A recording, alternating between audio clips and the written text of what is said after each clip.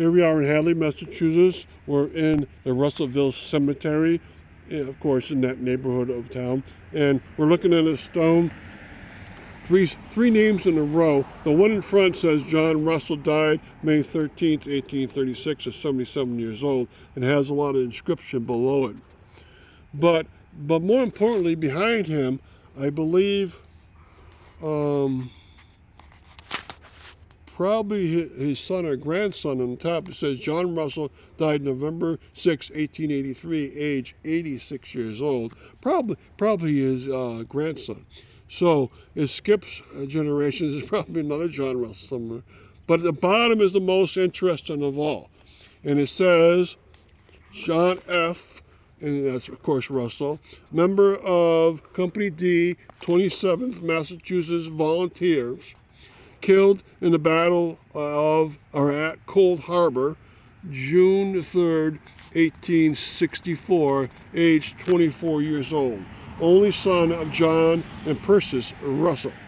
So he died in the Civil War from his injuries caused during that battle. And they probably brought the body back here because most people that they could find and they knew who they were brought back to their hometowns and buried. And this, of course, was their family cemetery. Now, this cemetery is filled with Russells. There's another white stone over there. It's tiny, leaning against a bench. It's tiny, leaning against a bench. And that's Orange Russell. And he was a 6-year-old son of a Russell family. And he died very young, but they have a beautiful little stone for him. Now, this cemetery does need some care. Most of the stones are okay. A lot of stones are in the correct position still, but some have fallen over and have brackets on them. So a little love to these stones would be great along the way. But there's so many Russell family members. This whole section over here is all Russell for about 5 rows back. And then there's Russell in front of us and a big family stone. And there's Russells off to the side of us. So this whole cemetery is devoted almost to the Russell family, and probably offshoots related to the Russell family too. And it's good to come visit this one, John F. Russell, because he gave his life for his country. And you can see 4 generations here, John Russell, and then his grandson and great-grandson behind. I don't know where his son is. But it's great to see all these beautiful relationships between members, and I'll develop family trees for these people and point them out on my webpage like I have done for all cemeteries. And so what we're going to do now here is we're going to finish off with a panoramic view within the cemetery itself.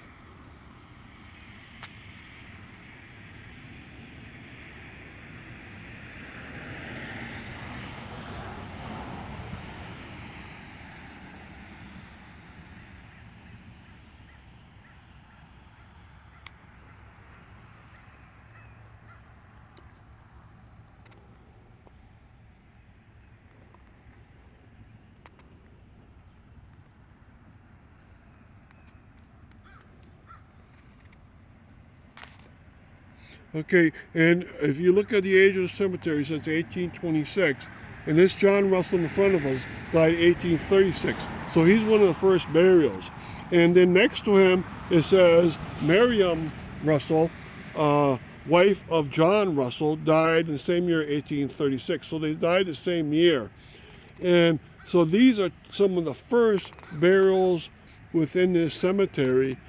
It was only 10 years after the cemetery was first made. Oftentimes, the first burials are, of course, little children. A lot of times, those stones are never there, or they've gone away since they were so tiny.